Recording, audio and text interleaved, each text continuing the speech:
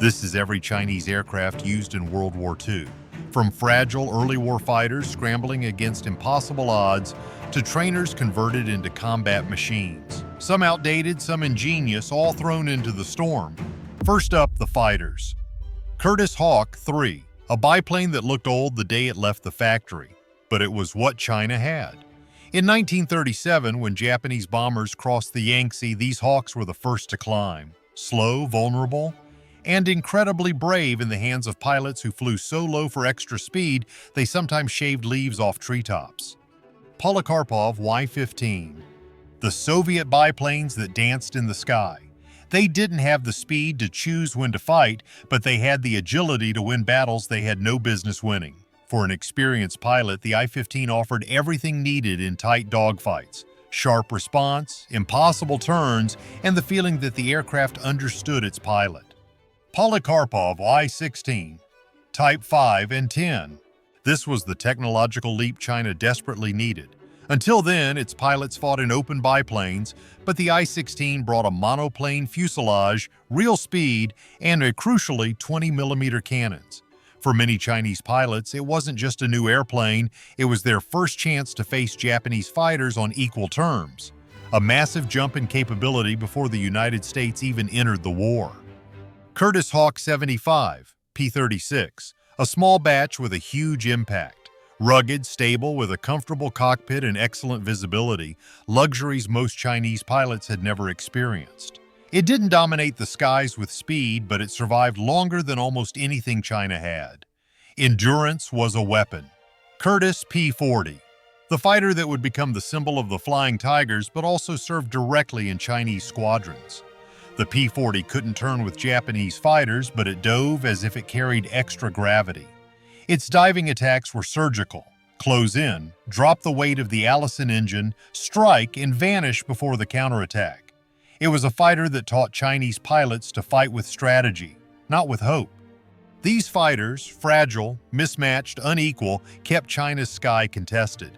They didn't win through technology, but through the determination of pilots flying machines that barely should have taken off and still faced the impossible.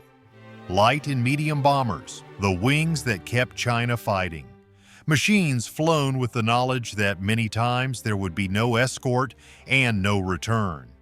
Tupolev SB-2, the Soviet bomber that arrived in China still smelling of fresh paint. In 1937, it was fast enough to outrun Japanese fighters during the first weeks of the war. Chinese crews learned to operate it in a hurry, flying deep strike missions against Japanese columns before the enemy even understood what had hit them. But once Japan introduced more modern fighters, the SB-2 stopped being fast and started being vulnerable. Martin B-10, China's first truly modern bomber. Enclosed cockpit, retractable landing gear, respectable speed for 1937. It represented a massive leap in professionalism for the Chinese Air Force, but there were far too few of them to shift the war. Each B-10 lost was a strategic wound. Northrop Gamma 2E, a light bomber with the soul of an attack aircraft. Stable, straightforward, excellent for dive missions and tactical support. China used it in crucial early campaigns, striking Japanese bridges and convoys with quick, sharp attacks. It survived because it arrived, hit the target, and vanished without ceremony. Douglas O-38, observation aircraft turned into bombers out of absolute necessity. They dropped small bombs, flew low, and operated where nothing else could be sent. In 1938, seeing an O-38 enter hostile territory was witnessing pure determination, a fragile, unarmored airframe being used as a weapon of war.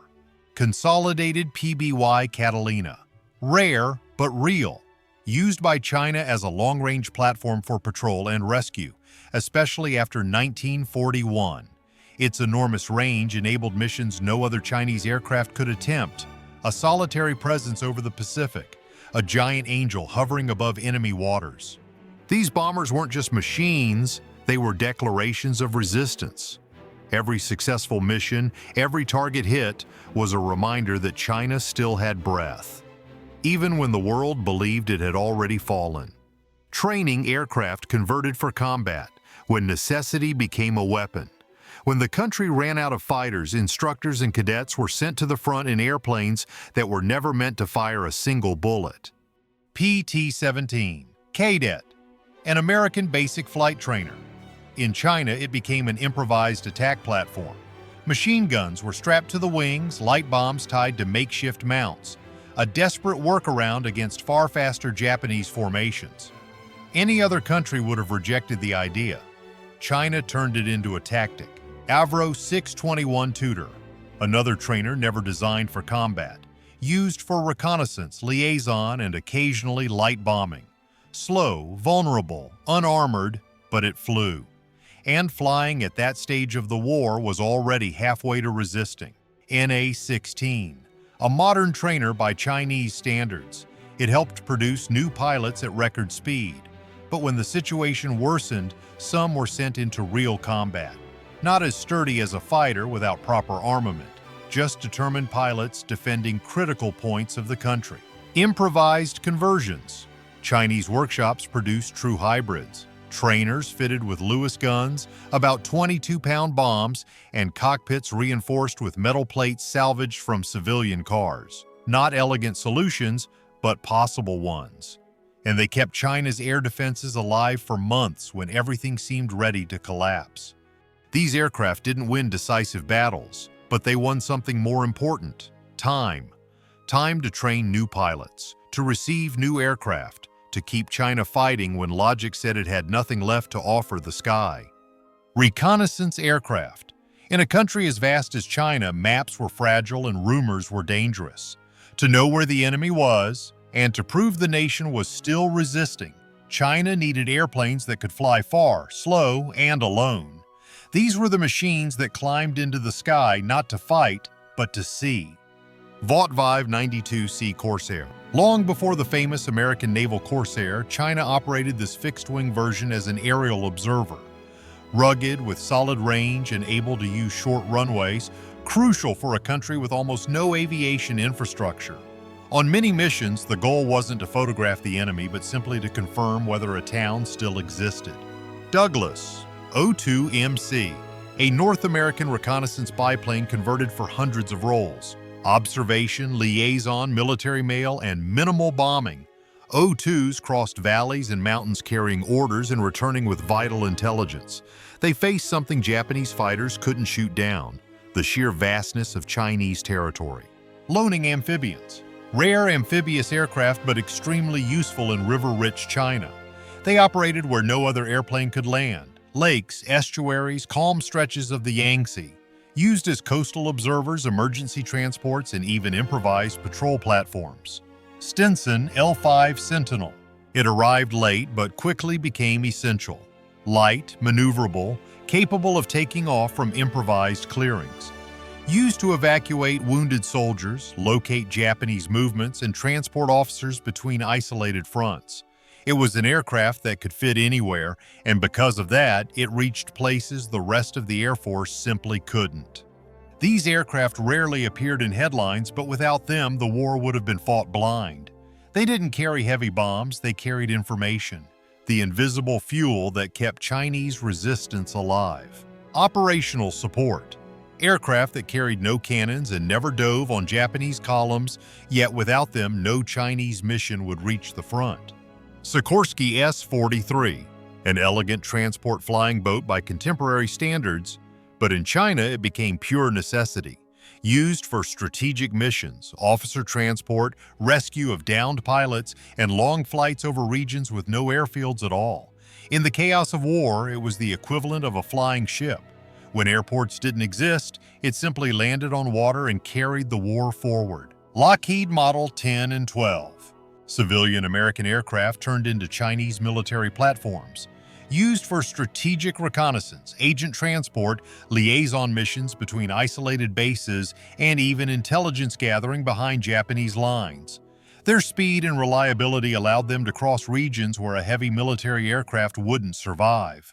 Douglas DC-2 and DC-3, the silent giants of the rear. For a country with limited infrastructure, the DC-3 became a practical miracle, carrying troops, spare parts, ammunition, refugees, and even small vehicles. Its logistical impact was so significant that many historians argue Chinese resistance would have collapsed without the steady airlift these Douglas transports provided. Soviet TB-3. In the early years of the war before the Sino-Soviet split, these bombers and transports served in multiple roles: supply drops, insertion of Soviet specialists, weapon transport, and even joint bombing missions. The TB-3, huge and slow, looked like a fossil from the 1920s, but in China, having wings mattered more than having modernity. These aircraft didn't shoot down enemy fighters, but they kept everything functioning around those who did. For every pilot fighting at the front, another was flying in the rear, ensuring China could keep fighting the next day. Rare machines, aircraft that shouldn't have appeared in the war, but did. Gloucester Gladiator Mark I, the last British biplane fighter, already outdated when it reached China, but its sturdy frame and surprisingly good maneuverability allowed Chinese pilots to challenge Japanese bombers with a machine whose lineage already belonged to the past. Few in number, significant in symbolism. Fiat CR-32. A small handful of Italian units operated in China.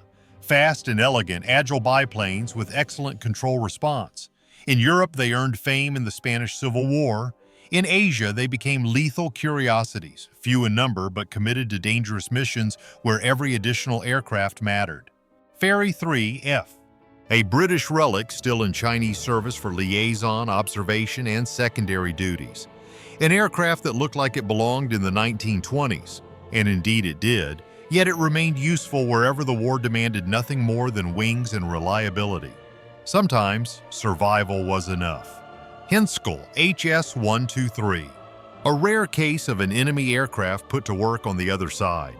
The HS-123 was valued by the Chinese for its ruggedness and ability to operate from extremely short runways.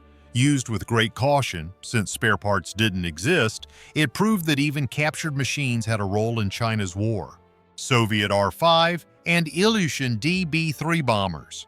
Before the Sino-American partnership, there was an intense phase of cooperation with the USSR. During that period, several R-5s and DB-3s flew long-range missions alongside Chinese crews. Few people remember these aircraft today, but they were a real part of the front line, striking Japanese railways, convoys, and airfields. These aircraft didn't change the course of the war, but they changed the course of the lives of those who flew them. In a sky dominated by the enemy, any machine that managed to take off was, in itself, an act of resistance. If you enjoyed this deep dive into China's World War II aviation, make sure to leave a like, subscribe, and help keep this series alive. And now the question that decides the next chapter. Which military force do you want to see broken down next? The next episode might be born from your comment. See you next time.